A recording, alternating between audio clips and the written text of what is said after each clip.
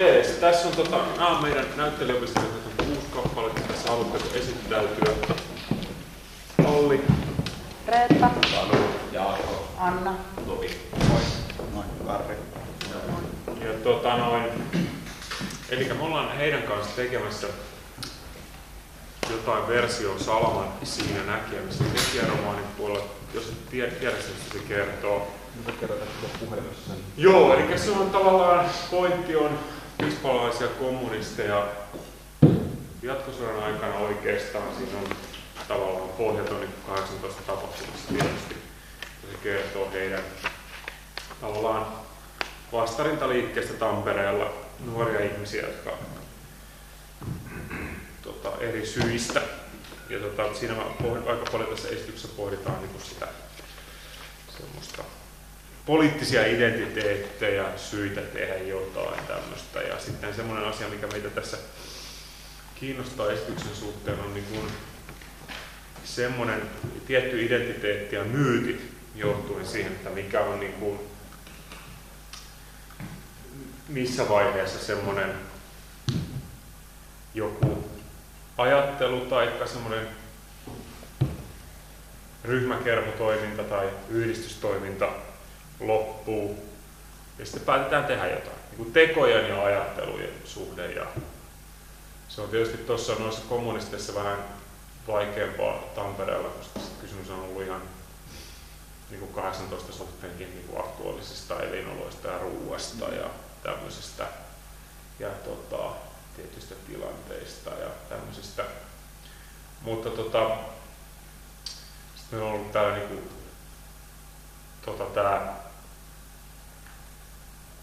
on myöskin rikollisia monet, joita meillä nyt käy täällä vieraina.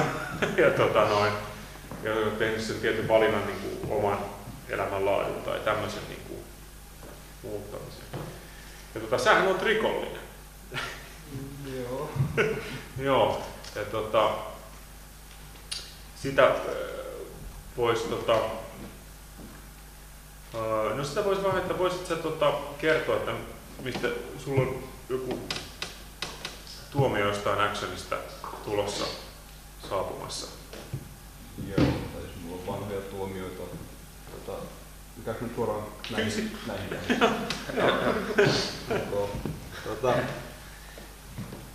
Mä oon ollut eläinaktivisti reilu 15 vuotta. Oikeastaan heti eläinaktivistiksi alettua, niin oli selvää, että mä haluaisin tehdä suoraa toimintaa. Että minkäännäköinen mielenostaminen tai muu ei ole niinkään kiinnostunut. Mä sitten heti vuonna 1997 aika urani alkuvaiheella jäin nyt kiinni tuolla, tai mua epäiltiin Kuhmossa turkistarhaiskusta, tai ei turkistarhaiskusta, vaan kotirauhan häirinnästä itse asiassa. Tää keissi kaatui. Sitten myöhemmin 2003 me oltiin turkistarhalla Mustasaaressa Vaasan lähellä, minkkitarhalla. Oltiin rikottu sieltä 2 munalukkoa. Tarhan hälyt oli mennyt päälle ja lähdettiin pois sieltä tekemättä mitään sen kummempaa. Mutta sitten poliisit otti meidät kiinni sitä lähettyviltä ja mut tuomittiin tästä näin 5 kuukaudeksi vankilaan, minkä mistä suoritin yhdyskuntapalveluna. Ja muutama vuosi sen jälkeen niin mä jäin kiinni turkisliikkeen ikkunoiden rikkomisesta. Tämä oli 2004 jouluna. Ja sitten nyt 2009 mä oon ollut noissa eläintilakuvauksissa mukana. Mä oon tunnustanut tämän myös julkisesti, että mä oon tätä tehnyt. Ja tästä nyt käytiin oikeutta viime syksynä, mutta siellä käräjäoikeudessa tuomittiin 80 päiväksi ehdolliseen vankeuteen ja 1 500 euron sakkoihin julkisrauhan rikkomisesta ja kunnianloukkaamisesta. Siinä mun rikollinen urani tähän mennessä, tai se mistä mut on tuomittu. En nyt varsinaisesti pidä itse kauhean rikollisena, mutta kuitenkin oikeuslaitos tämmöisen leimannut mulle antanut. No, onko sulla jotain tuomio päällä niistä päiväsakoista? Oliko sulla alla jotain ehdollista, että joudut sä istumaan? En joudu istumaan. Mutta meinaatko maksaa? No, en tiedä. Niin, Tää on siis menossa hovioikeuteen nyt syksyllä Katsotaan mitä sieltä tulee. Ja jos hovioikeuden tulos ei mieltä, niin sitten todennäköisesti mennään korkeimpaan oikeuteen. Musta tuntuu, että tässä on myös keissiä. Joo. Että saattaa olla, että korkeimpaan oikeuteenkin päädyttäisiin tästä. Sehän on tietysti myöskin, koska jos puhutaan tästä, että tavallaan lähinoikeusliike on vaihtanut taktiikkaansa viime vuosina. Että on voitu pelaa niin sanottua myöskin niin kuin mediapeliä. Joo. Ja se on ihan, että oikeastaan aikaisemmin, jos vertaa niin tähän ysäriaikaan, niin tavallaan suoralla toiminnalla oli, tämä oli se julkisuus, mitä sitä tuli. Niin kuin tavallaan, että jossain pidettiin jossain pienlehdissä raportteja, joita sitten ehkä jotkut isommat lehdet luki jossain aamuleessa ehkä. Mutta se oli hyvin tämmöistä aika undergroundia sanoisin. Se oli hyvin undergroundia, toiminta oli hyvin sisäänpäin kääntynyt ja se oli hyvin marginaalista, mutta myös se toiminta ajoi sitä toimintaa marginaaliin, että eihän se niin yritetty juurikaan kommunikoida sen ympäröivän maailman kanssa. Tai yritettiin vähän kommunikoida, mutta se retoriikka oli sellaista, että eihän sitä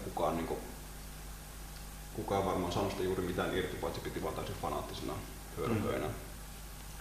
Ja monet suoran toiminnan harrastajat tavallaan tiesi julkisesti, ketä ne oli, mutta pienet ryhmät, että tavallaan, että jos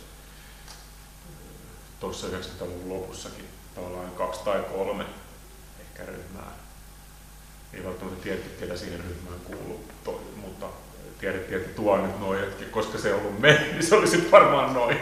Tai jotakin, että se oli niinku hyvin. No se oli hyvin selvää, että teki mitäkin. Ei julkisesti puhuttu, mutta se toiminta oli kuitenkin hyvin pienen ryhmän toimintaa. Ja jos yksi ryhmä jäi kiinni, niin sen jälkeen oli huomattavasti hiljaisempaa pitkään.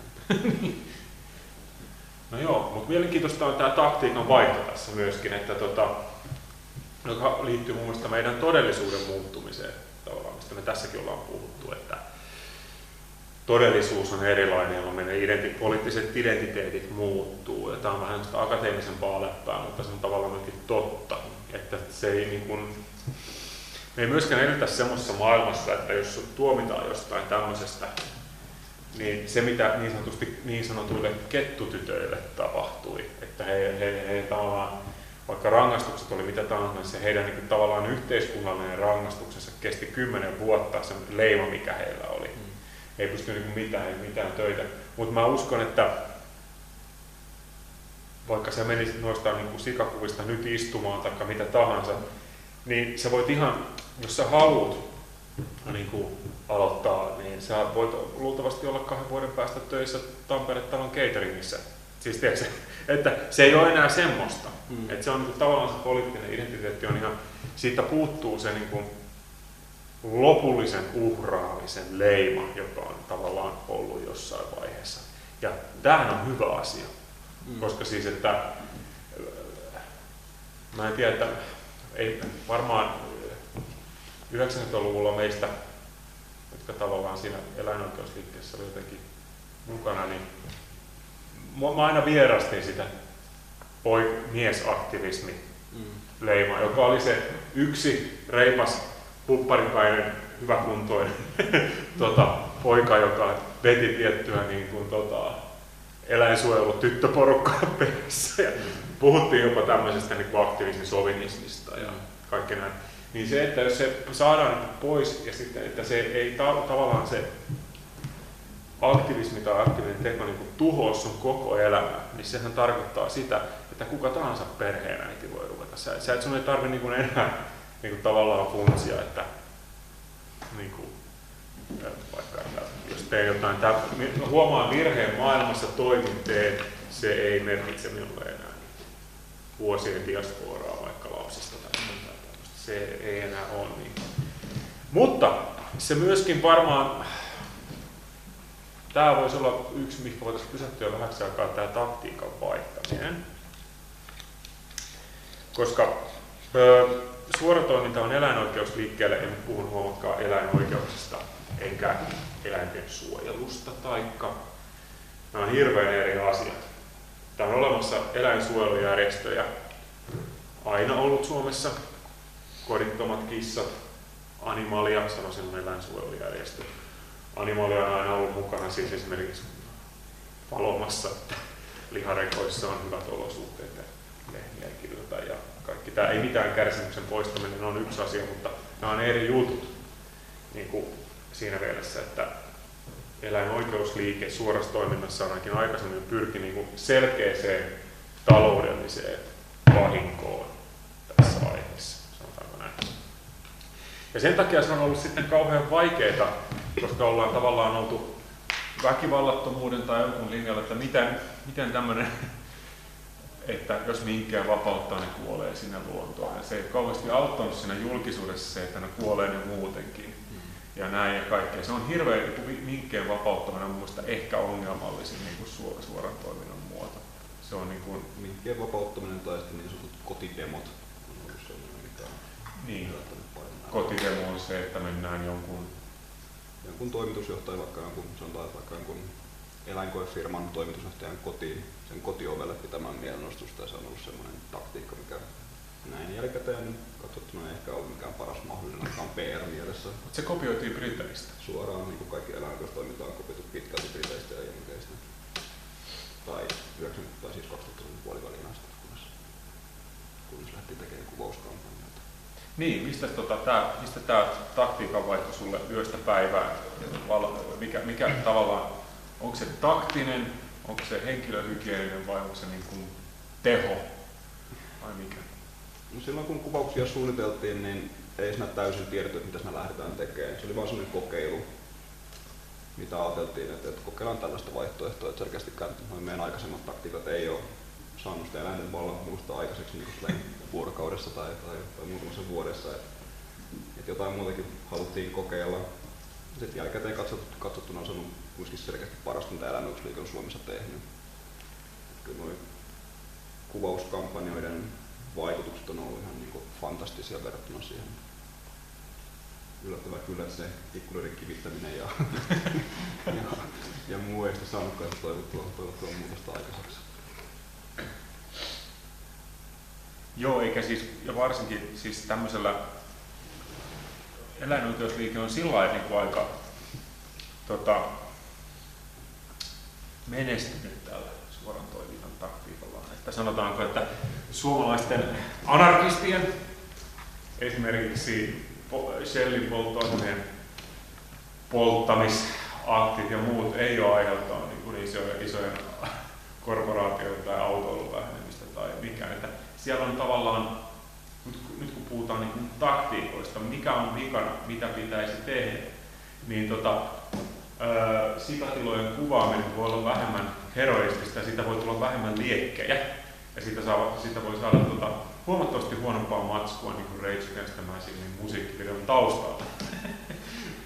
Kun taas tästä, että sä niin kun sanoit, että teillä ei ollut ihan selvillä, mitä te niin kuin, näin. Eli te lähditte kokeilemaan, että mitä tästä tulee. Joo. Se oli siis, mä sanoisin tätä ihan suoraan, että tämä on ollut esteettis-taiteellinen, performatiivinen koe, eikö näin? Tuosta mä en ymmärtänyt mitään, mutta niin. Mutta olisi selkeästi se, että sellaisella toiminnalla päästiin selkeästi semmoiseen vuorovaikutukseen, semmoiseen aitoon vuorovaikutukseen, dialogiin muun yhteiskunnan tai median kanssa, että aikaisemmin ne käytetyt keinot, niin sanotut turkistarhaiskut, niin tavallaan silloin keskityttiin pelkästään siihen toimintamuotoon, ei siihen, että me yritettiin sillä saada aikaiseksi, vaan pelkästään se radikaalius oli se aihe, mikä me puhuttiin, ei mikään muu. Mutta me ollaan sitten sikalakuvauksella, me saatiin se aihe siihen itse ongelmaan, eli siihen yhteiskunnan aika ongelmalliseen eläinsuhteeseen, tai meidän mielestä ongelmalliseen eläinsuhteeseen. Kyllä se varmaan se eläinsuhde on ongelmallinen, olkoon se mikä tahansa. Sehän se tapauksessa on niin ongelmallinen. Joo. Se on varmaan niin kuin se varmaan pystytään niin kuin olemaan ihan selkeitä siitä. Mutta, toi on hieno. Tää on mun mielestä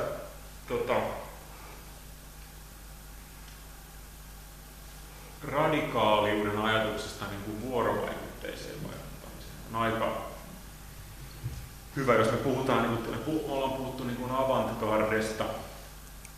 Tää Ja sitten tavallaan niistä putotaan tässä.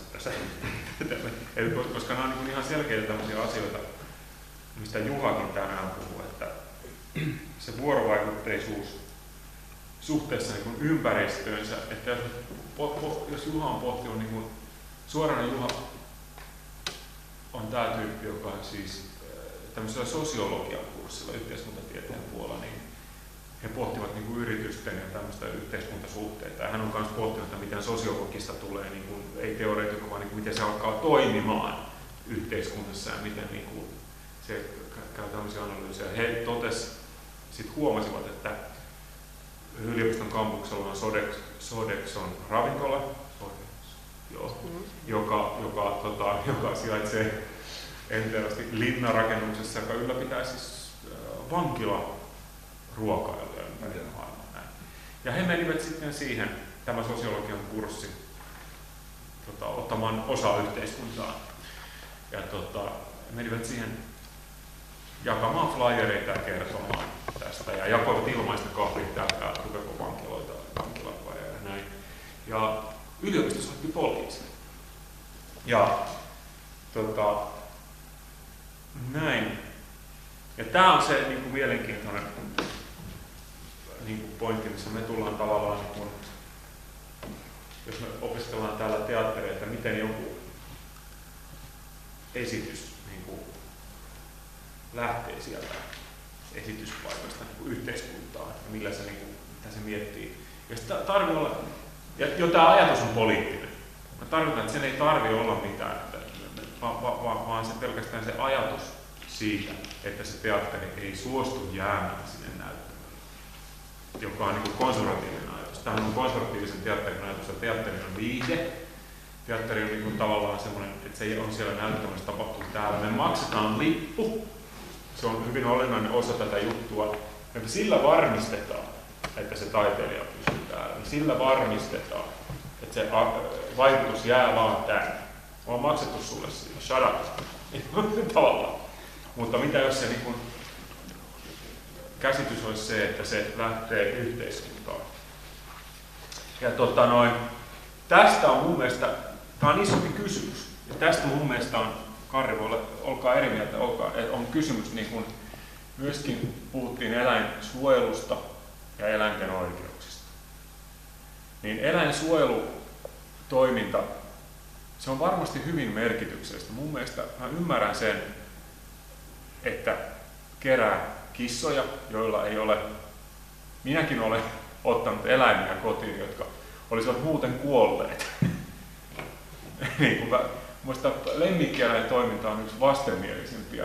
Ihmiset on tuolla ulkoiluttaa ja pistää miljardeja vuodessa eläinten ruokaan ja siihen koko industriaan. Se on niin kuin todella niin kuin semmoinen ihmeellinen toiminta, mutta minäkin olen ottanut niin kuin tavallaan eläimiä hoiviini tai kotiini ruokittaviksi sen takia, että ne olisi muuten kuollut. Ja tästä aiheutuu mulle niin kuin, tietenkin mielihyvä, eikö näin? Ja tämä on eläinsuojelulogiikka. Mutta se eläinoikeuksien asia on se, että sillä pitää olla vaikutusta myöskin minun elämänpiirini ulkopuolelle tällä toiminnalla. Ja niin kuin, se on niin kuin eri ajatus. Ja hyvin monet eläinsuojelijathan on ainakin aikaisemmin olleet sitä mieltä, että eläinoikeusliike tavallaan haittaa heidän työtänsä. Aikaisemmin ainakin joo. Niin, mitä se nykyään on, tiedätkö? No nythän meillä on ihan hyvät välit Animaliaan. Okei. Tehdään kulissien takana jonkin verran yhteistyötä. Itse asiassa myös julkisestikin tänään alkaa sellainen kansalaisaloite turkistarhauksen kieltämiseksi, mikä on SEYN, Animalian ja Oikeutta eläimille järjestön yhdessä. Kaikkien? Joo.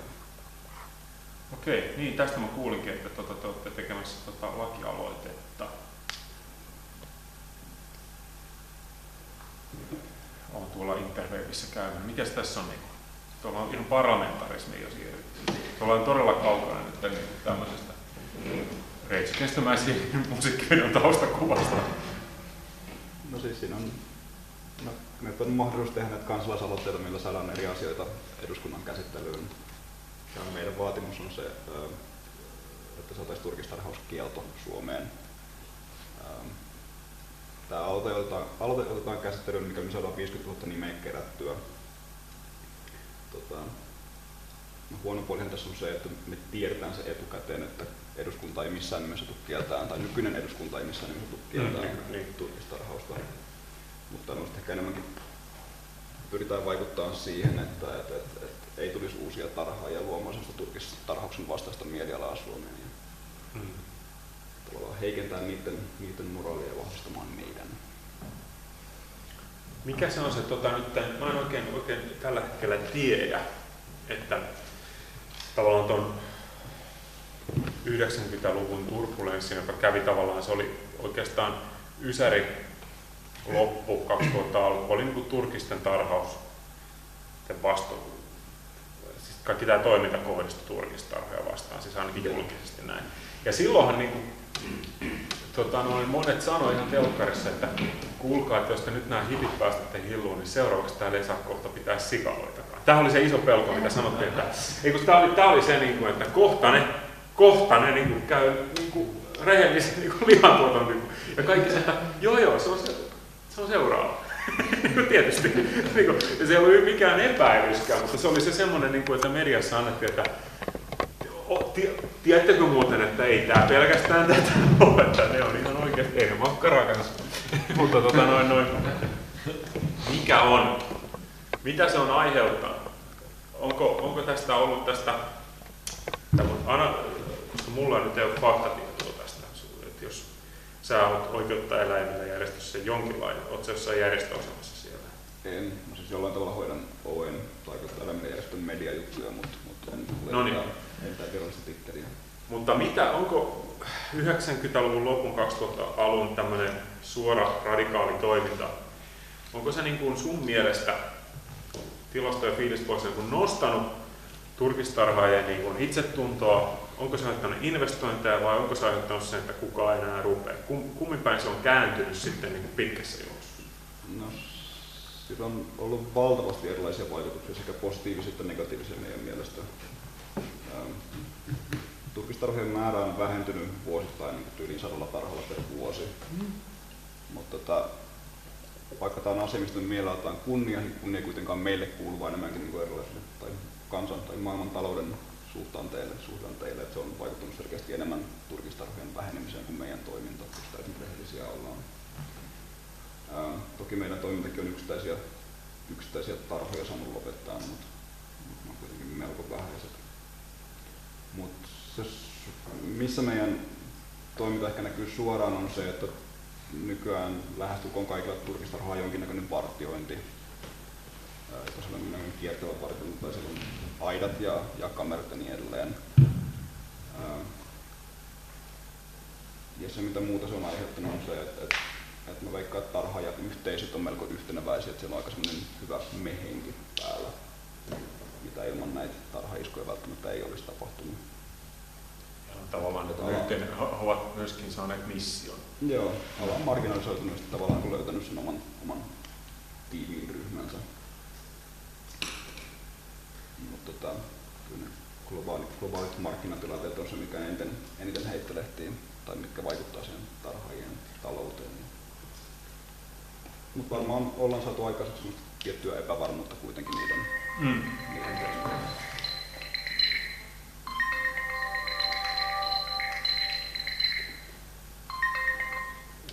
Niin.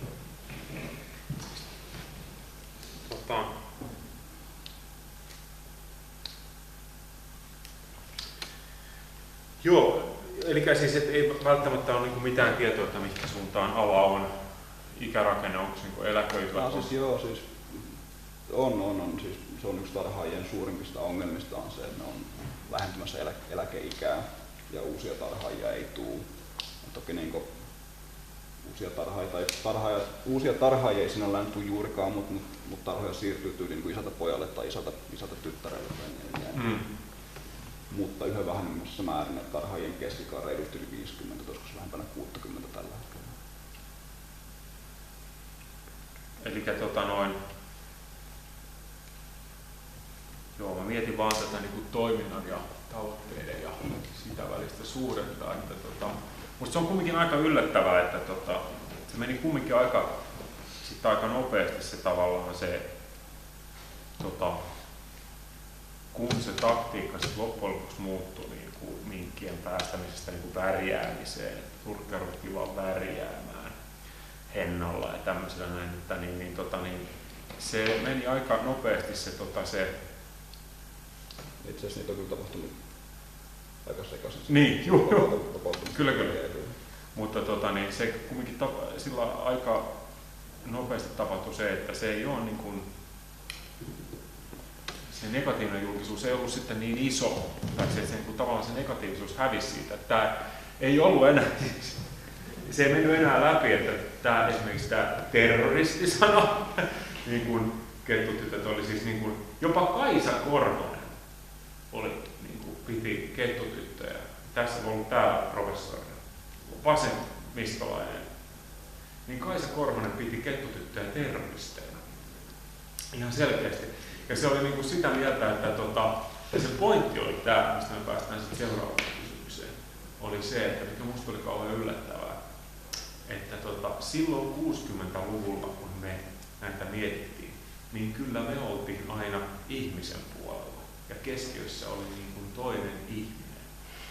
Että nämä kettutytöt on niin kuin hairahtunut, ne ovat niin kuin sillain mieleltään sairaita, että he ovat niin kuin, heillä on jokin fokus hukassa sillä, että he ei pysty niin kuin järkeviin ihmissuhteisiin eikä empatiaan.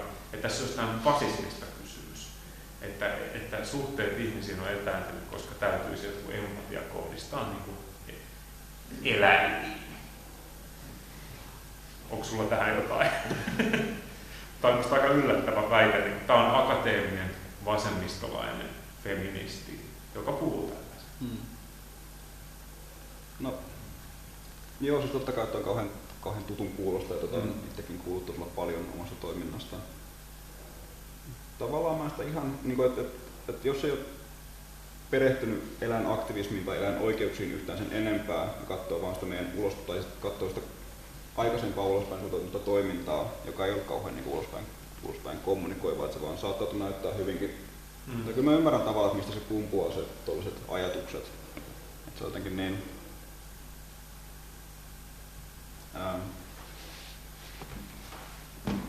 tai meillä ei ollut juuri minkäänlaisia PR-taitoja, puhumattakaan mistään PR-suhteista.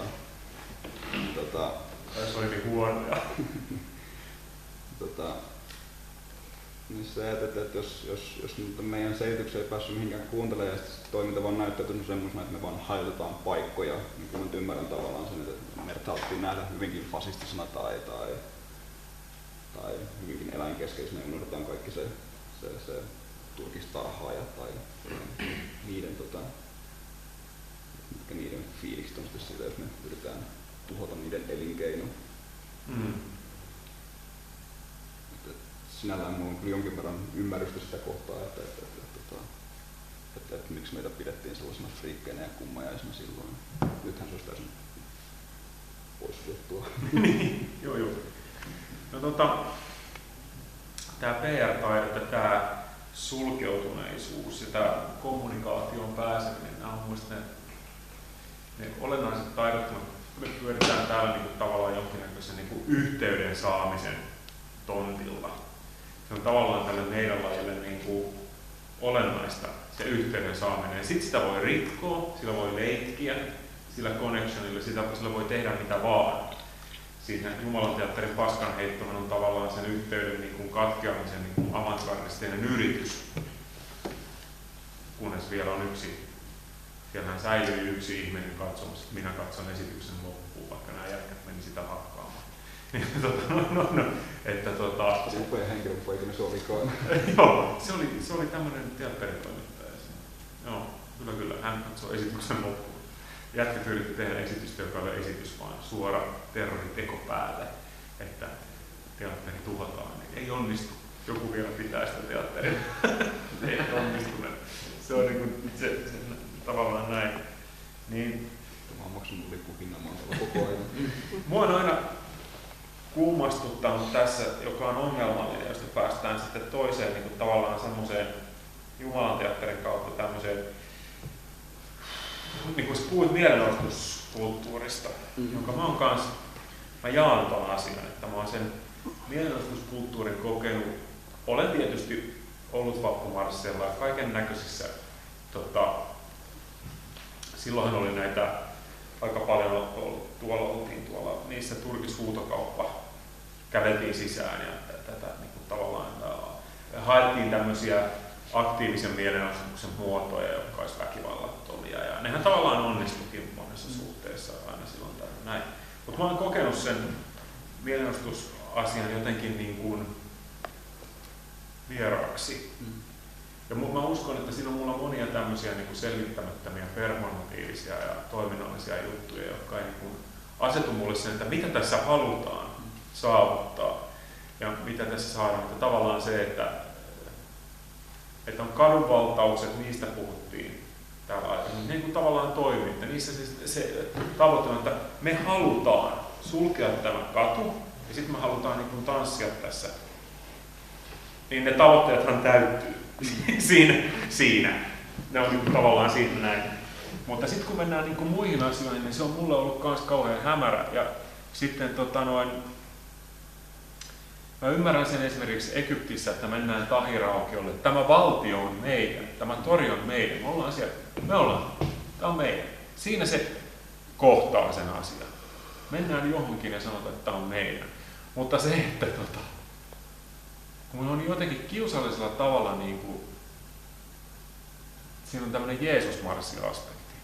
Ja karnevalismi semmoinen tavallaan Jeesusmarssi-aspekti, mä tarkoitan, että hei, kello 8 kokoonnumme tähän, kävelemme tämän 20 metriä, pidämme Jeesuskylttejä ja mikä tässä täyttyy? Tavallaan, tämän voi sanoa missä vaan. Et mulla on se tavallaan sen performatiivisuuden kanssa ollut iso ongelma. Ja toista kautta mulla on ollut myös se ongelma ajat tämän niin sanotun mustan blogin kanssa, joka on tämä, että jos me saadaan johonkin asiaan, koska se skaala muuttuu, jos me saadaan johonkin asiaan 50 000 ihmistä, niin mikä se on se pointti, että siellä pitää olla se 100 ihmistä, jotka aiheuttaa, että ne poliisit tulee hakkaan niitä 50 000.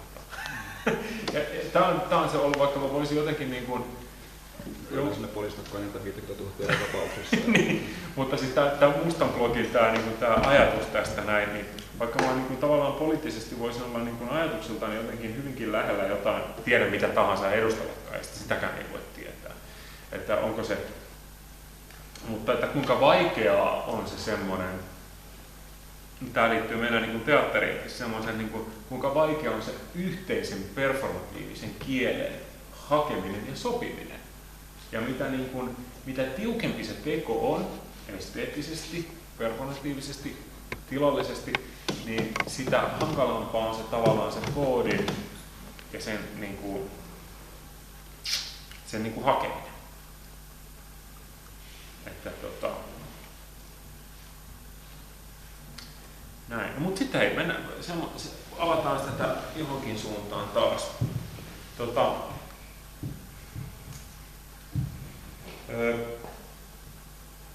Onko se tämä on aika mielenkiintoinen, että Salaman näissä teksteissä tosi paljon ne ihmiset eri ikäkausilla, eri ikäisenä puhuu, niin on tosi vähän tiukempi, että ne on ollut vankileireillä, joissa niitä on tapettu ja kaikkea tämmöistä tietysti. Ja poliisi tulee ja kotiin tai salainen tai sitten valtiollinen poliisi ja hakkaa eläkeläisiä, vie eläkeläisiä näin. Ja, joo, kyllähän eläinaktivistit ja kaikki nykyäänkin vielä väkivaltaa kokee poliisin puolelta, ei siinä mitään sieltä tulee, mutta kumminkin eri lailla se tavallaan se oma näin. Niin silti siellä jossain niissä kumminkin löytyy se puhe, että aina se sosialisminen Stalin, niin maailma olisi parempi. Ja vielä se on hieno se puhe, se minkä se yksi se Maija siinä puhuu, saatana silloin jatkosodan aikana. Meidän olisi pitänyt tappaa ne kaikki porvarit. Ei olisi pitänyt yhtään ruveta hyssyttelemään, vaan nyt kun oltaisiin oikeasti vaan listitty ne ihan kaikki, nyt taas joku paremmin tää homma. Ja silloin tavallaan tietyllä tavalla kaikkihan me epäonnistutaan elämässä, mutta kaikki sillä, niin miten se katsoo sitä jälkeenpäin, niin miten tämä kaikki menee perseelle. Ja tavallaan niin monet tehnyt sen aatteen puolesta. Mutta mitä sä oot mieltä, kun sä tällä olet lähtenyt elämäänsä pilaan, niin tuleeko sulla mitään tuosta ajatusta, niin tunneeko sä niin olevasi niin uhrannut jotain, tunneeko sä olevasi saanut jotain, tunneeko sä olevasi niin jossain vaiheessa ollut umpikujassa tai tämmöistä ihan niin henkilökohtaisesta vaatimusta? Onko sä kohdannut niin suvun puolelta, omasta perheestä vihaa, mitä kaikkea? No voisin äkkiä kertoa vähän omaa perhetaustaa, jos selvittää jotain. Mä siis tuun ihan tosi peruskeskiluokkaisesta perheestä. Mulla on vanhempi isoveli, vanhempi isosisko. Mun lapsuus on ollut täysin onnellinen ja turvattu ja vietetty kesät Flandella ja talvella menty viikoksi Kanarian saarille. Ja, tuun siis sellaista hyvin turvatuista oloista niin sanotusti. Mulla oli vai hakattu ja ruokaa oli pöydässä ja bla bla bla.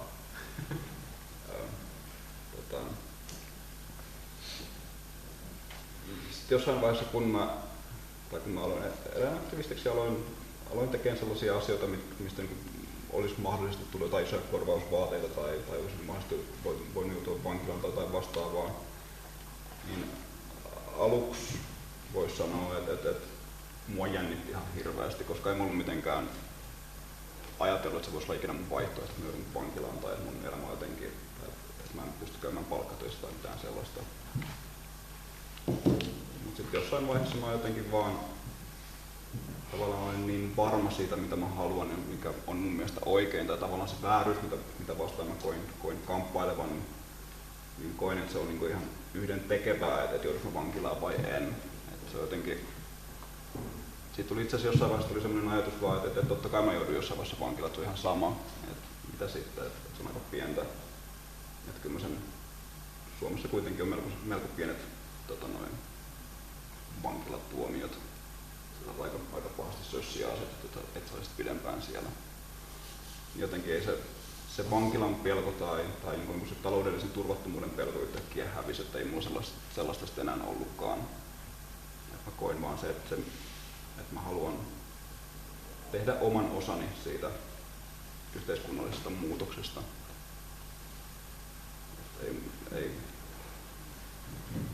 En mä jossain vaiheessa kaikenlainen pelko ja epäröinti poistu. Et toki mulla oli hankalia hetkiä liittyen perheeseen tai frendeihin tai sellaisia, että esimerkiksi silloin kun mä olin 17 päivää tutkinut, tai silloin mä kärähdin sitä minkkitarhaiskun yrityksestä 2003 Vaasassa ja mut vietiin tutkintavankeuteen. Niin mun koira oli silloin vanhemmilla, ne oli palauttamassa sitä seuraavana aamuna himaan, mutta mä en ollutkaan avaamassa ovea, vaan poliisit avasi oven sieltä ja sitten mun faija oli aika paskana siitä, että no nyt kävi näin. Mutta silleen, että se on ollut hirveän harmillista, että mun vanhemmat on ollut tosi paskana kaikessa siitä, tai ne on ajatellut, että mä pilaan tulevaisuutta, niin ne on stressannut siitä. Että se on ollut jotain semmoista, mitä on ollut aika vaikea käsitellä. Et en mä tietenkään, koska ne on ollut hirveän huolissaan, enkä mä missään vaiheessa halunnut niille tietenkään mitään huolta aiheuttaa.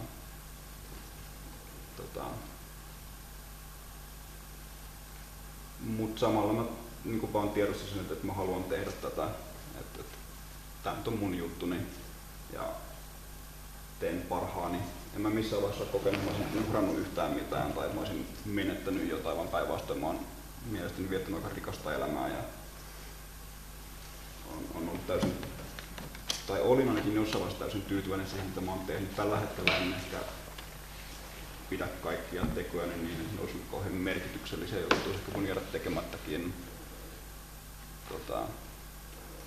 nyt tässä uudessa valossa, kun me ollaan näitä kuvauksia tehty ja tavallaan niin nähty, että erilaisilla toimilla on aika erilaisia vaikutuksia. Mutta en mä nyt silti hirveästi kadu mitään tai pidä. En mitenkään ihan hirveän suuria virheitä ole tehnyt. Ehkä on, en tiedä. Aika näyttää. Joo, se on jännä toi, mistä puhuttiinkin täällä niin kuin toi. Toki tässä niin kuin kirjassa näiden ihmisten, ne elää maailmansodan keskellä. Ja siinä on se toinen tietysti, että jos kommunistit saa tappaa siis, se on ihan, jos löytyy käpykaartimet, että ne ammutaan, se on ihan niin kuin, ja jos se jää kiinni, se on ihan tavallaan eri tason juttu, kun että joutuu suomalaiseen vankilaan. Niin kuin, että, mutta kaikki nämä tämmöiset kokemukset on aina sitten kiinni siitä yksilön, niin kuin, että mistä se lähtee, mikä se niin kuin peilaa. Että tavallaan, jos se on se, että sä oot niin kuin nähnyt jo nälkää ja tällainen, niin sitten se vallankumous on niin kuin selkeä vaihtoehto tai kuolema. Mutta kyllä mä kans niin kuin keskiluokkaisen perheen Vesana, niin mä tunnistan sen niin kuin ajattelutavan. Se ei ole niin kuin uhrausta, vaan se on niin kuin se siirtyminen siitä siihen niin kuin tavallaan. Siinä on joku semmoinen, se on aika jännä toi, niin kuin, että vastuu vanhemmille on niin kuin olemassa. Ja se tulee jostain siitä, että mulla on kans ollut täysin niin kuin ongelmaton lapsuus, että vanhemmat ei ole eronnut, mua ei hakattu ja mulla on kans ollut ruokaa ja äitini on kirjakauppias. Niin kaikkea tämmöistä. Että mutta suomalainen vankilajärjestelmä on ihan toinen prokkis. Mä teen tuonne työykselle parin vuoden päässä mietitään, että se on kummallinen mafia. Se on ihan, siitä on kirjoitettu viime aikoina ihan tosi hienoja. Tämmönen Jan Moilanen on hieno pankkirosvo, oli 90-luvulla Moilanen, karannut kaikista melkein Suomen vankiloista.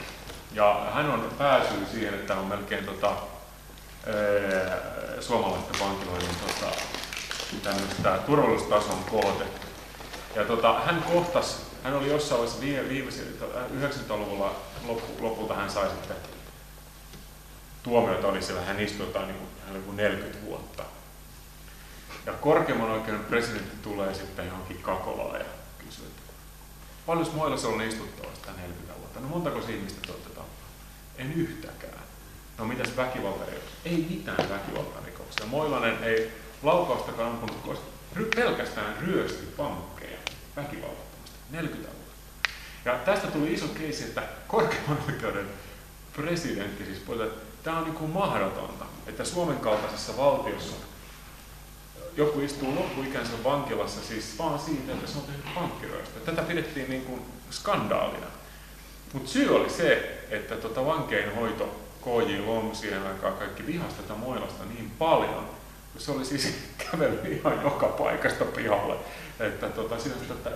Ja se oli eristys. Siis se oli 12 vuotta Suomessa semmoisessa niin kuin 3 metriä kopissa, pääsi tunniksi ulos. Ja niin kuin sitä vihattiin niin paljon ja se hakattiin. Että on myöskin ihan turha niin kuin sanoa, että suomalaiset vankilat on jotenkin, että täällä joku oikeus toteutuu tai täällä on joku tämmöinen. Se on ihan oma mafia, jolla on niin kuin tietty nokkius. Ja se siellä oli siinä kirjassa, siinä Moilasen kirjalla, kannattaa lukea ammattina vankikarkuri.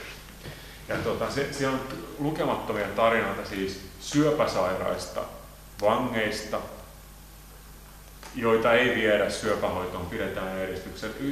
Yhdellä kasvaa nyrkin kokoinen kasvain päässä. Lääkäreitä ei päästetä, se kuolee.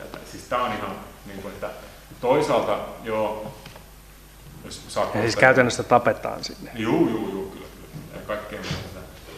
Että se on niin kuin ihan oma mafiansa, joka Moilanen joutui alun perin siis 10 vuodeksi eristykseen sen takia, että oli joku Euroopan komission tarkastusryhmä Kakolassa. Moilanen on siis myöskin se syypää, jonka takia Kakola pistettiin kiinni.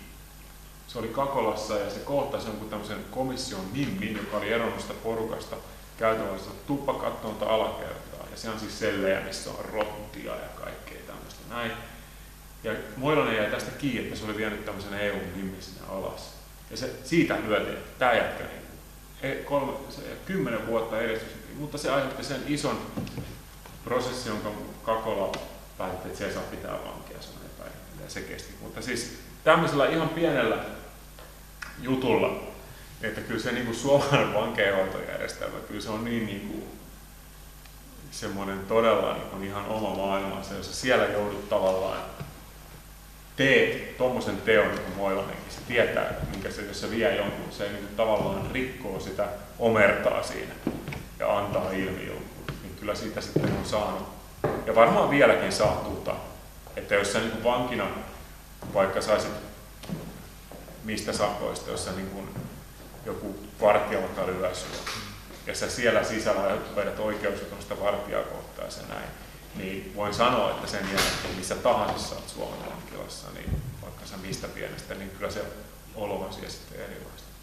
Se on hieno, kun Moilanen teki paljon, silloin sellainen, kun se menee Ruotsissa tekee pankkiryöstöjä ja ruotsalaista pihasta sitten vie enemmän. Paljastautuu se, että ruotsalaiset vanginvartijat ja poliisit on ihan paljon hirveämpiä fasisteja kuin suomalaiset. Ne niin hakkaa heti ja ne vetää heti, niin kuin, ne on ihan semmoista niin täysin semmoinen Moilanen, että hän oli aina luullut, että ruotsalaiset, ne on ihan semmoisia. Niin ne on sitten vielä lähempänä jotain Englantia tai ne on niin kuin länsi-eurooppalaisempia jotenkin semmoisia, missä niin kuin, tavallaan rikolliset on oikeita. Että niiden kanssa ei niin kuin, tehdä mitään. Ja tällainen. Mutta Moilanen pistettiin johonkin semmoiseen supervalmisteiseen muovikuutioon Tukholmassa, joka on joku muovikuution sisässä joku tämmöinen, mitkä niinku erikoiset. Se sanoi, että jos se alkoi yhtäkkiä, että hän vaan alkoi niinku hajottaa sitä paikkaa, ja sitten se sai jonkun vessanpöntöstä jonkun, ja sitten se sai jonkun luukun auki, ja että hän oli niinku 10 tunnin työn jälkeen, että hän on kohta saatana täältä pihalla. Ja se koko vittu muovikuutio on ihan säpäleinä. Ja tää suomalainen on siellä, ja sillä on joku viimeinen tuuletusluukku, jota se on niinku vääntämässä siellä auki, kun ruotsalaiset poliisit tulee. Mitä vittu se teet täällä? Se on pistänyt sen miljoonien niinku kruunuja ja se superedistyksen niinku jollain hammasharjan palalla niinku ihan säpäleiksi niinku 10 tunnissa. Ja nämä on niinku todella hienoja hetkiä. Arvaa hakattiinko sitä sitten. Mutta sehän sitten kans loppujen lopuksi se sanoi, että ei semmoinen niin hän niin kun ajattelee noita jotain. Jenkeissä on semmoisia vankeja, niin kuin, no joku Susan Atkins vaikka oli, niin kuin, siinä joka oli Mansonin, siis Mansonin perheen yksi näin, niin siis, ja muutamia semmoisia 60-luvun mustia aktivisteja. Nyt kun se joku se 2 semmoista mustaa jätkää Mississippissä on vankilassa, että niitä syytetään nyt vartijan taposta niin kuin tämmöisestä. Ne on ollut 60-luvulta lähtien niin kuin semmoisessa 3x3 metriä sellissä tuntuu. 60-luvulta.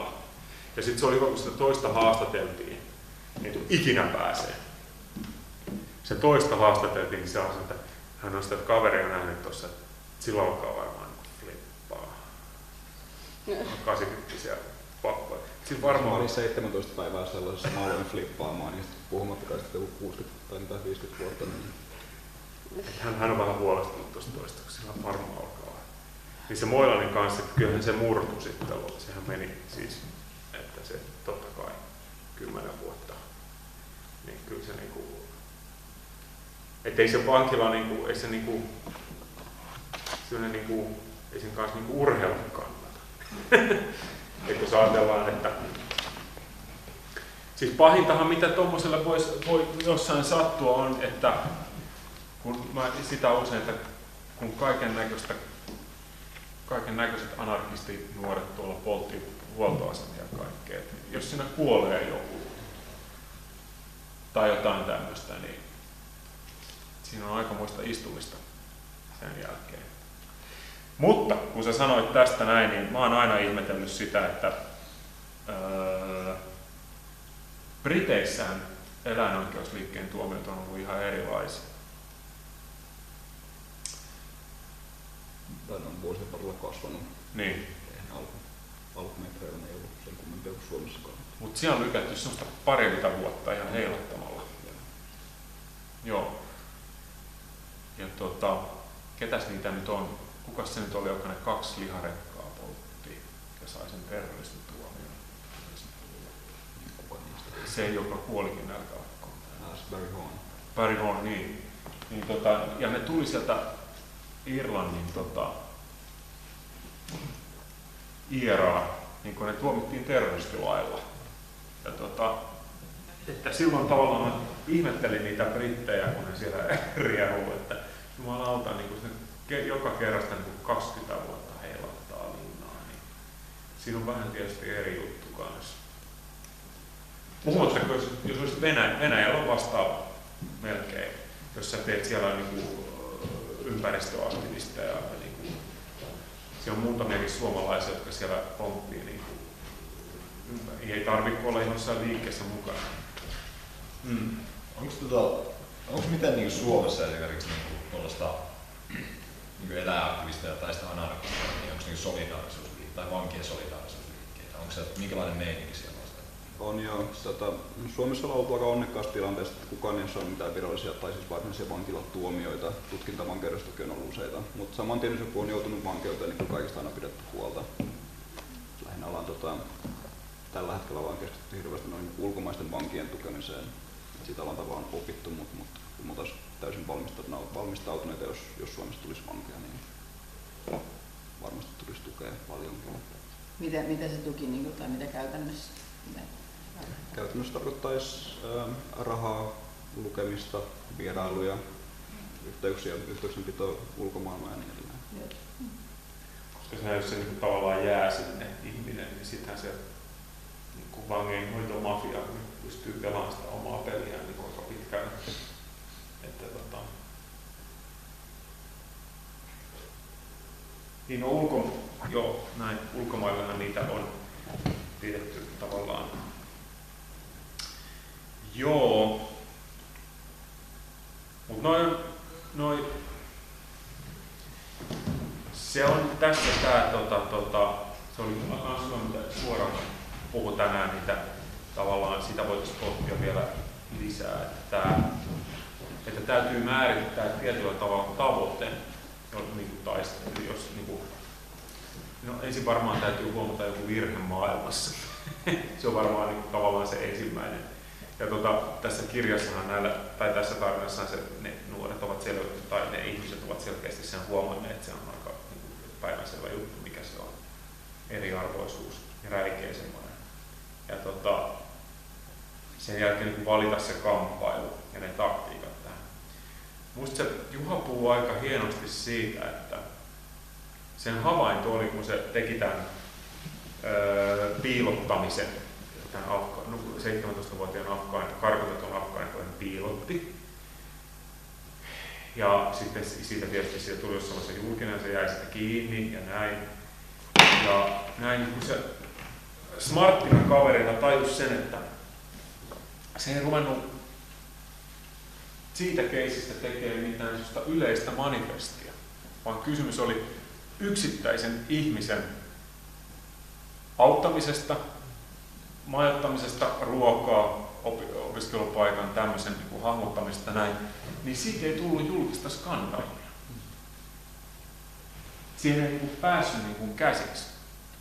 Eli silloin, jos hänen tavoite tälle laivastaiselle toiminnalle oli tämän ihmisen niin kuin karkotuspäätöksen vastustaminen sen, niin hänhän valitsi taktiikkansa ihan oikein, koska hänen tarkoituksensa ei ollut se julkisuus, eikä mikään tämmöinen. Ja tämä on mun mielestä niin kuin helvetin hieno havainto. Tähän niin kuin helvetin harvat pystyy.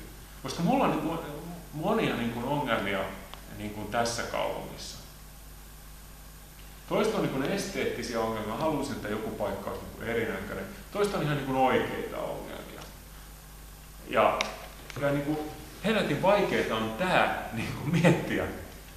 Mä tehtiin Tampereen teatterin päällystakkinäytelmää, joka pyörii nyt viimeisen kerran keskiviikkona. Ja me tehtiin tätä siihen aikaan, kun ihan ekat romaanikeriläiset tuli kadulle, siis Tampereen, siis tähän meidän tuohon. Mulle tää on niinku selkeä havainnollinen toiminnan ongelma. Mä en siitä ohi. Siinä on kaveri, Anna Raha.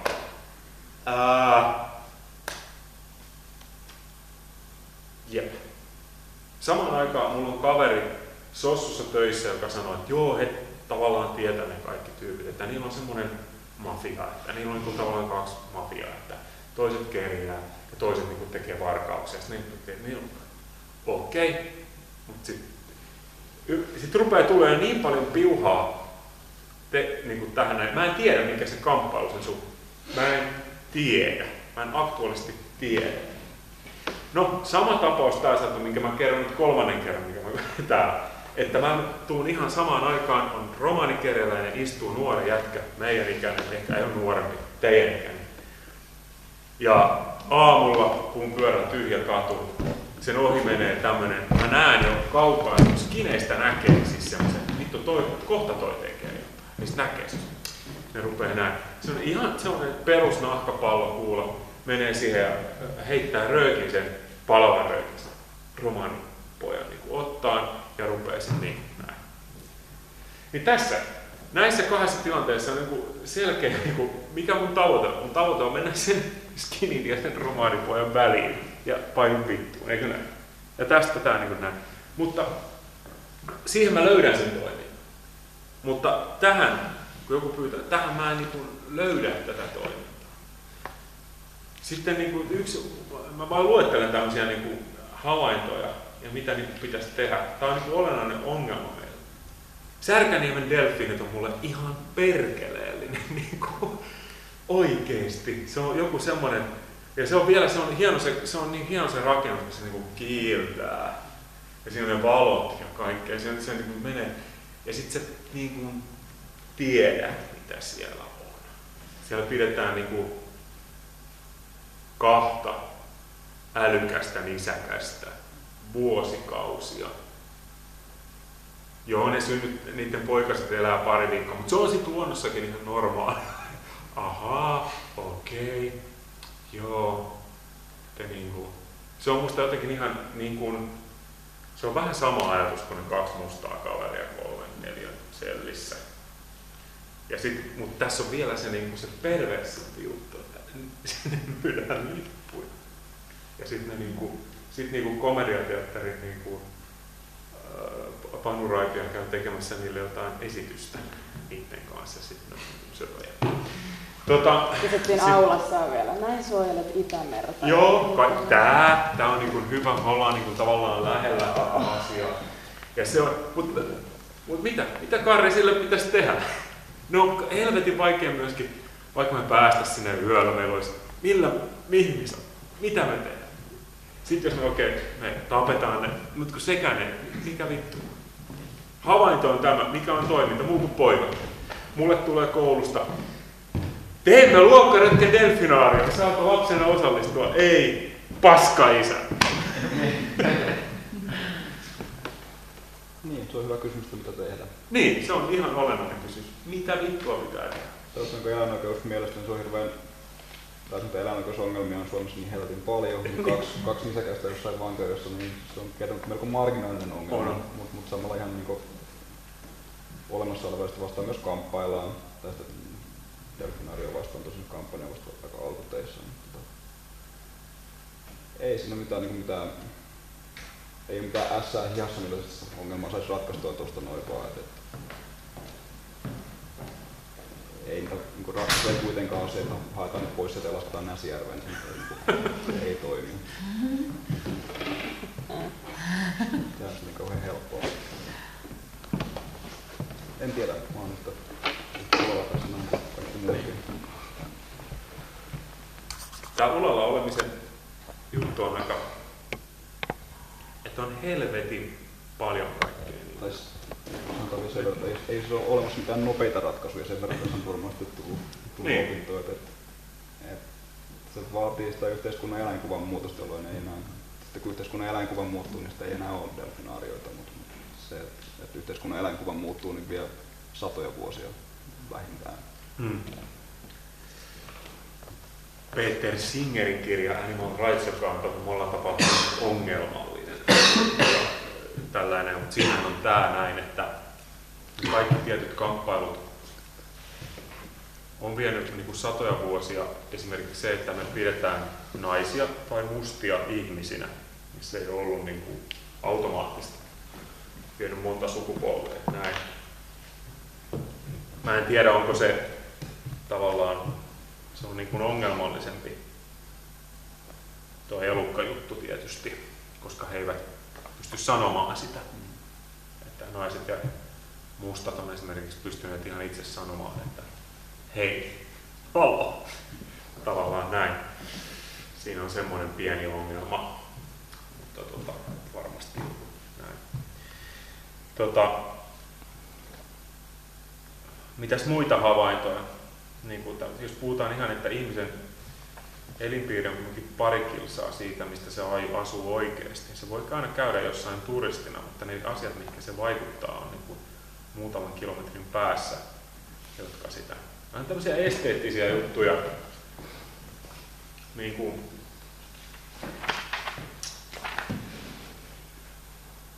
ollaan puhuttu täällä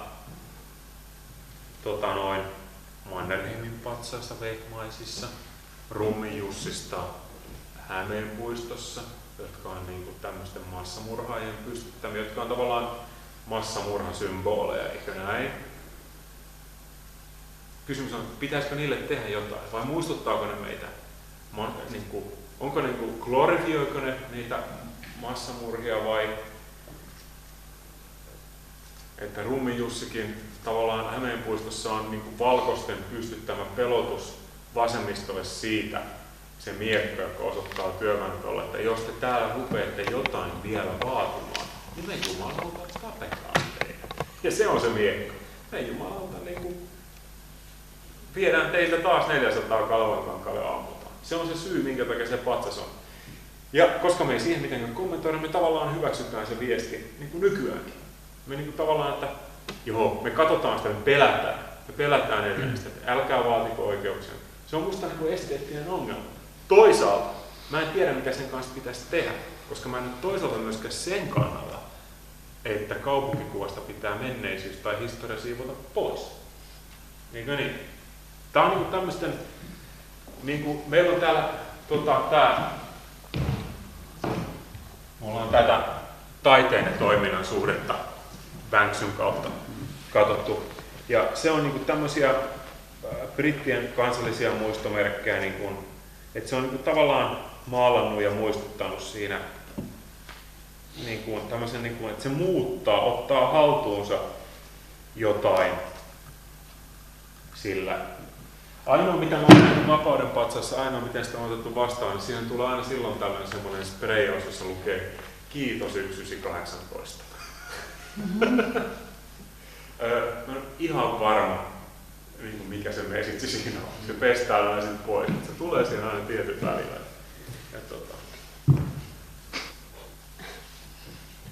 Mutta mitäs muuta?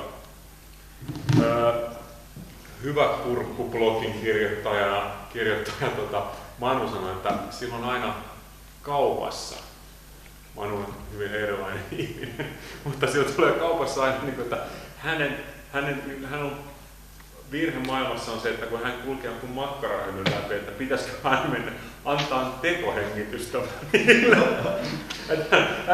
Hän ei tiedä, mitä hänen pitäisi niille makkaroille tehdä. Tuntuu ollaan sun avun ulkopuolella joo. Niin joo, mutta se on tavallaan se tekohengitys. Menisi sinne niinku pumppaamaan luoveita.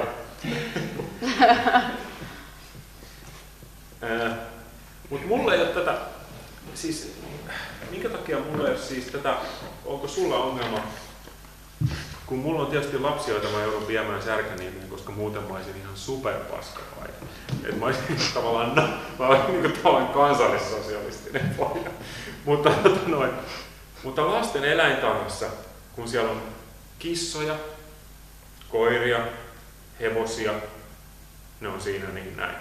Niin mulle ei tuu sitä samaa niin kuin pakonomaisesti.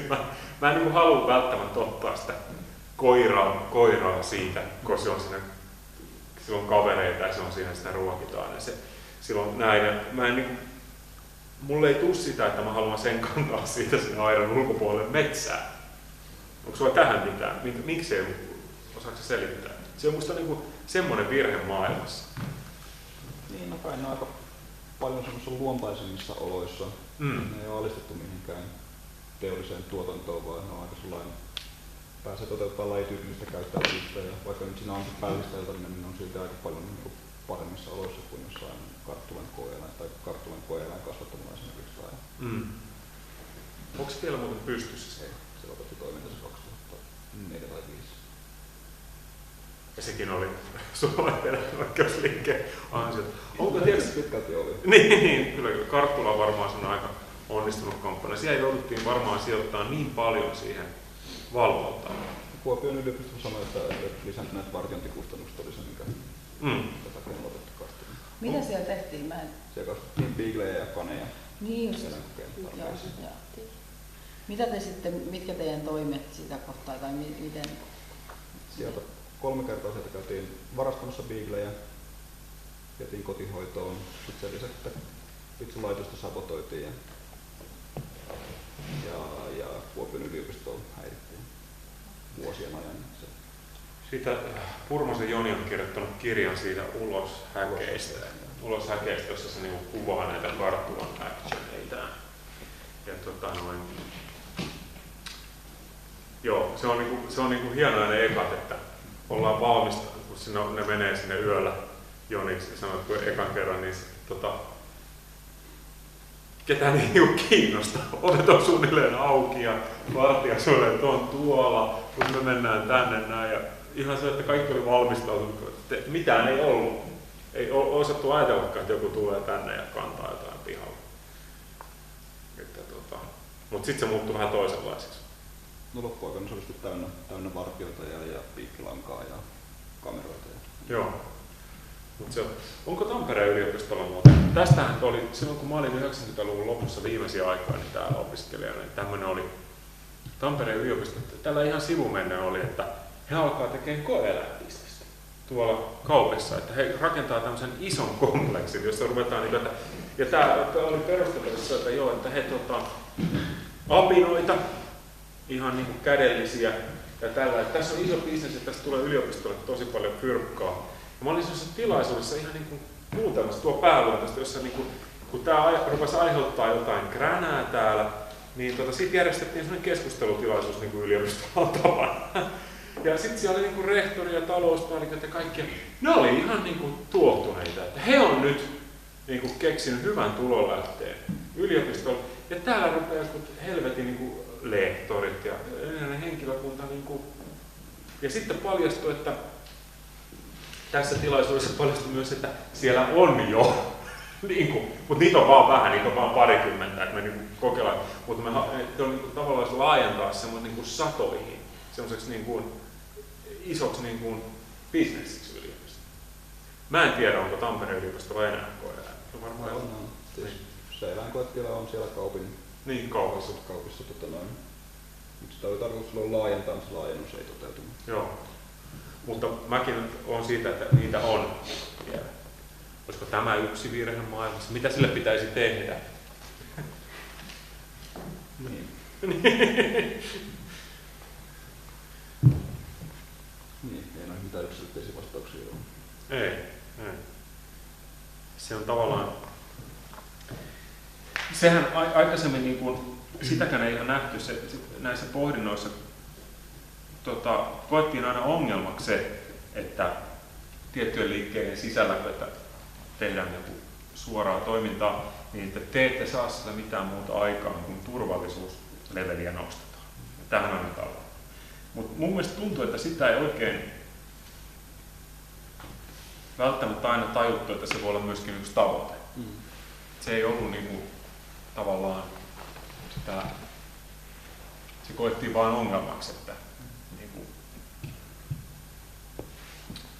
Mitäs, onko teillä noussut vielä tässä jotain mieleen? Miten sitten, jos niin miettii tuollaista tiedottamisasioita tai tuollaista, että on lähtenyt joku kampanja, missä kerrotaan, ihan vaan niin kerrotaan faktoja jostain, että vaikka että kerrottaisiin ihmisille, että no kaupissa on tämmöinen eläinkoejuttu ja siellä on näitä eläimiä näin paljon on tällaisissa oloissa, niin miten ihan semmoinen puhdas tiedottaminen, niin niitä on varmaan vaikea tietenkin seurata niitä seurauksia totta kai, mutta että miten sen suhde siihen toimintaan, niin No siis sitä ollaan tehty, Eläinoikeusliike on tehnyt sitä niin vuodesta 1995 lähtien, niin se on ollut yksi semmoinen peruspilari meidän toiminnassa, se kadulla oleminen ja infolehtisten jakaminen eri aiheista. Eläinkokeista on tehty vastaavaa paljonkin, mutta se, niin, mitkä niiden vaikutukset on ollut, on aika hankala sanoa. Et varmaan niin jonkinlainen tietomäärä on kasvanut, mutta onko se johtanut yhtään mihinkään muuhun, niin en mä kyllä siihen osaa vastata. Tai en mä ainakaan luottaisi siihen, että pelkästään vain infolehtisellä saisi jotain eläinkoetoimintaa loppumaan. Siinä on kuitenkin eläinkoe kautta lääketeollisuus on kuitenkin niin miljardibisnestä, että siinä on muutama hipin jakamat flyerit aika pientä sen rinnalla. Hippien valokopioidut flyerit, niin on vähän tavallaan sellainen. Niin. Onko sä tehnyt tätä ihan täyspäiväisesti vai onko tehnyt jotain muutakin? Tai niin kuin, no tätä mä nyt pääsääntöisesti olen tehnyt, mutta siis vapaaehtoispohjalta, että Kela on sponssannut mua avokätisesti. Meillä oli ihan oikeassa ruokatöissäkin. Joo, on ollut. Mä oon ollut tuolla kasvissaanut tuolla Kopalissa aina välillä duunissa, mutta en kyllä viimeiseen 6 vuotta. Kun sä oot niin 15 vuotta puuhaillut noita hommia ja tosi eri tavalla, niin selkeä niin pyrkimys vaikuttaa. Sulla on ollut eri niin vaikuttamisen välineitä. Mikä niin muotoilisin tämän? Koska se on iso kysymys se, että mitä pitää tehdä tai niin kuin, että millä tavoin. Pitääkö mennä protestoimaan, pitääkö suoraan mennä rikkomaan ikkunoita, pitääkö mennä kuvaamaan, pitääkö levittää tietoa, pitääkö tehdä teatteriesitys. Niin kuin, mihin suuntaan sä oot niin kuin päätynyt nyt, niin kuin, missä sä oot nyt? Et kun sanoit, että ehkä ikkunoiden kivittäminen ei ole nyt se juttu, että se huomaat, että se ei. No kai siinä on aina ollut lähtökohtana se, että on ollut tietty ongelma, mihin ollaan haluttu löytää ratkaisu. Sitten se on aina ollut vähän ajasta kiinni, että minkä on kokenut, mikä on ollut tehokkain keino päästä siihen tavoitteeseen. Tällä hetkellä mä koen, että toi tiedon levittäminen ja niin valokuvien tuominen, valokuvien ja videoiden tuominen eläintiloilta on ollut se, tai on se keino tällä hetkellä. Mä koen selkeästi, että se on se tehokkain, mutta se, että mikä on 5 vuoden tai 10 vuoden kuluttua se tehokkain keino, niin siihen mä en tietenkään vielä osaa vastata. Että yhteiskunta muuttuu ja meidän pitää muuttua totta kai sen rinnalla sitten. Nyt on hirveästi tullut noita dokkareita kanssa. Just se, The Code. Code on niinku aika kyllä semmoinen niinku sanotaan, se on siitä hyvä, että se tavallaan mennyt ihan perusrasvarille. Ihan sellaisia monikäisiä kavereita, jotka jossain sairaanhoitajina tai missä tahansa, ne on sillä että ei vittu. Että se tavallaan iskee sen kansan syvään osastoon, että tämä on totta. Ei siis sinänsä yllätä, koska eihän kukaan, jos sä kysyt, että tykkäät sä eläinrääkkäyksestä, eihän kukaan ole sellainen, että joo, että mun mielestä on siistiä, eläimiä rääkätään. Mutta se, että sitten taas, mikä nähdään eläinrääkkäyksenä tai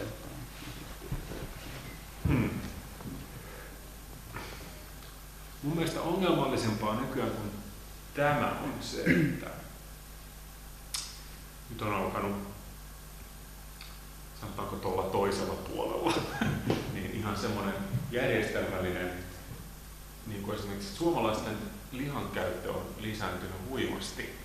Sen takia siis tämä jenkkiläisten, vaikka se on sanottu, että tämä on amerikkalaisten lihayhtiöiden masinoima juttu, tämä karppaus.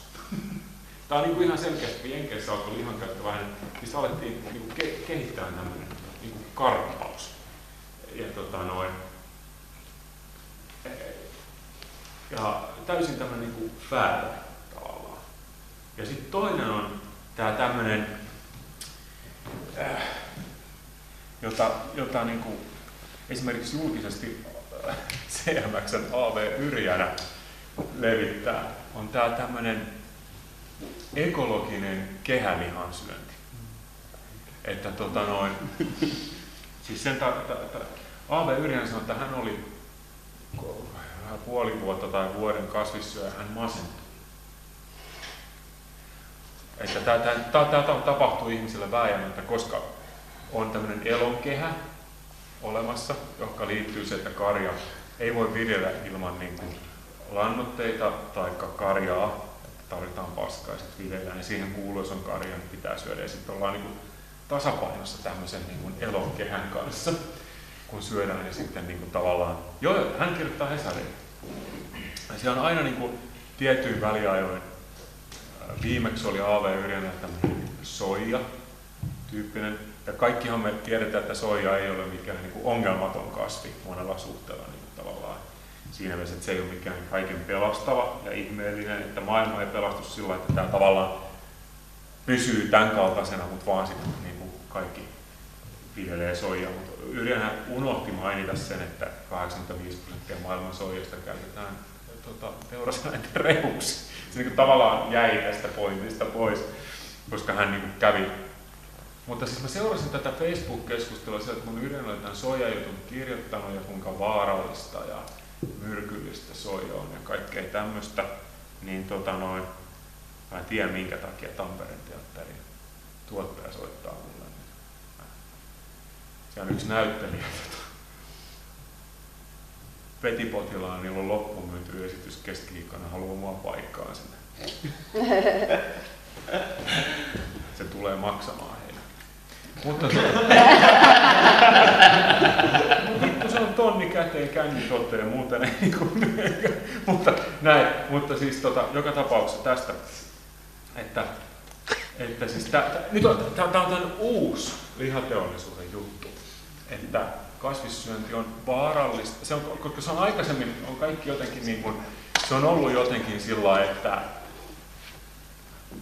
yleinen konsensus, että lihansyönti nyt vaan ei ole terveellistä, siis niin kuin, että on niin kuin jotenkin hyväksytty, mutta nyt sitä on niin kuin ihan selkeästi käännetty jotenkin niin kuin tämmöisen henkilökohtaisen terveyden ja jopa mielenterveyden kautta. Näin. Ja minun on ihan pakko sanoa, että mä oon ollut 20 vuotta täysin vegaani. Mua ei masena niin kuin kauheasti vieläkään. Niin kuin, mä 20 vuoden aikana tiedän 2 tapausta, jossa mä oon niin vahingossa jotain maitoproteiineja pistän niin suuhun ja tajunnut, että nyt maistuu. Niin tää on niin ainoa, mitä mulle on käynyt. Ja melkein 100 kiloa on niitä juttua niin tavallaan. Että se on niinku, mutta tää menee niinku läpi ihan selkeästi. Tää karppaus on myöskin mennyt ihan täysin läpi. Mutta ei se ole millään tavalla ihme. Että jos sulle sanotaan, että sä voit syödä pekonia niin paljon kuin sä haluat. Joo.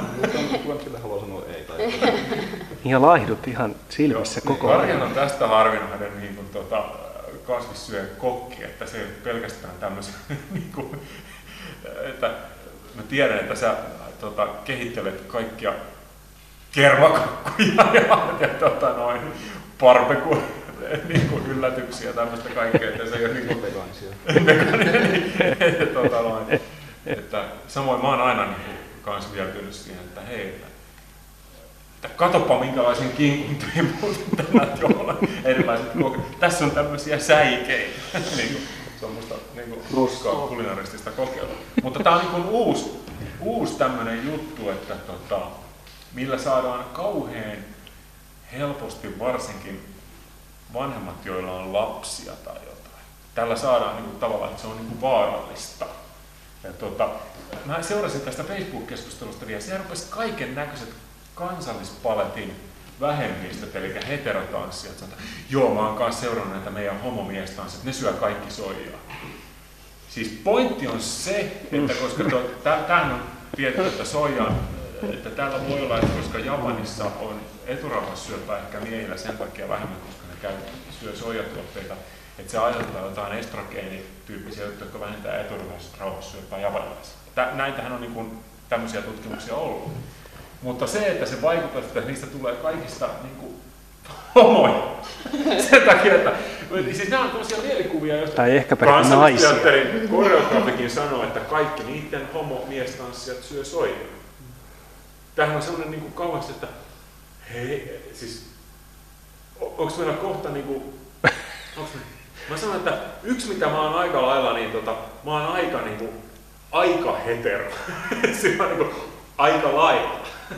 Ja jos niin kuin 20 vuoden niin kuin soijan syönti aiheuttaa näinkin niin sillain, niin, mutta se ei niin kuin auta, vaan se on, niin kuin ajatus on heitetty ilmaan, että Kansallispaletin homotanssijat syö soijaa.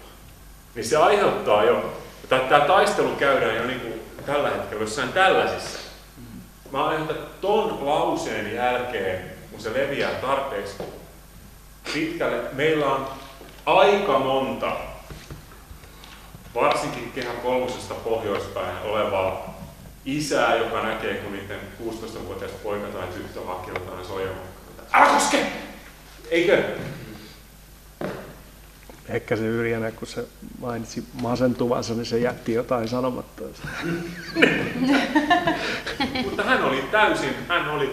että hänen masennuksensa johtui tämmöisestä elonkehän rikkoutumisesta, johon hänen koko mielensä reagoi. Hän on tämän elonkehän muuten ottanut, Ville tiesi sen kirjan, se on sen jonkun entisen Earth First jätkän. Against the Grain. Against the Grain, joo. Se joka sitten rupeaa miettimään tämmöistä asiaa. Niin sehän on muuten ollut kauhean iloinen jätkä aina. Niin. Yrjänä. Niin, ja sanotaanko näin, että varsinkin hänen bändikavereitaan, muutamia tunne hyvinkin ja näin, niin sanotaanko, että hänen seksuaalisuutensa ei ole aina ollut ihan niin, sanotaanko niin kuin betonijalalla myöskään. Se on hyvinkin huidellut joka suuntaan, tämä on ihan ok, mutta ei siinä mitään. Mutta se on kyllä, kun se on nykyään jotenkin edustaa niin tämmöistä, jotenkin, ja sitten se ei niin kuin ja sitten se niin kuin esittää niitä, että tämä on vaan mun tämmöinen henkilökohtainen mielipide. No, miksi sä kirjoitat niitä Hesarissa, jos se on vaan sun henkilökohtainen fiilis? Hän voi vähän tutkiskelee. Niin, mutta se voi olla ihan tosissaan kokea, tietysti jos sillä on se iso juttu, se elokehän juttu. Ja sitten se jotenkin kokee ihan niin kuin oikeasti, että voi vittu, tää ei niin. Ja sitten kun tähän ei napsaha nyt tää juttu. Joku on kirjoittanut sitten oikein kirjan. Niin. Niin sehän on tavallaan se. Niin. Ja siis toi, että jos sillä on ollut jotain tällaista, että sillä on vähän niin heitellyt tai mitä itse, niin sittenhän se on paljon ymmärrettävämpää, että se pelkää sitä. Mä en tiedä kuka, mutta niin mulla on ainakin semmoinen psyykki, joka on parikin kertaa sellainen romahtanut aina niin kuin isosti. Niin se on aika mielenkiintoinen kokemus. Siinähän rupeaa, koska se kokemus on niinku semmoinen, että